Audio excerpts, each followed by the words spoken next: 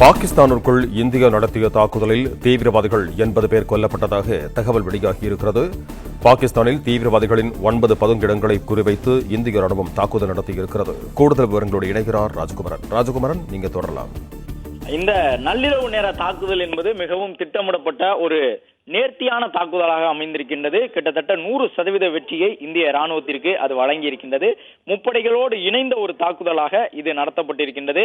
Rafale போர் விமானம் பயன்படுத்தப்பட்டிருக்கின்றது. Scalp என்கின்ற அதிநவீன ஏவுகணை பயன்படுத்தப்பட்டிருக்கின்றது. ட்ரோன்கள் பயன்படுத்தப்பட்டிருக்கின்றன. பிரெஞ்சு நாடு பயன்படுத்தக்கூடிய நவீன குண்டுகள் பயன்படுத்தப்பட்டிருக்கின்றன. இவற்றையெல்லாம் கொண்டு 9 இடங்களிலே இந்த தாக்குதல் நடத்தப்பட்டிருக்கின்றது. அதன்படி இந்த ஜெய்ஷ் இ முகமது என்கின்ற இந்தியாவை தாக்குவதை மட்டுமே தங்களுடைய வாழ்நாள் லட்சியமாக கொண்டிருக்கக்கூடிய பயங்கரவாதிகளின் மிக முக்கியமான தலைமையிடம் தகர்க்கப்பட்டிருக்கின்றது.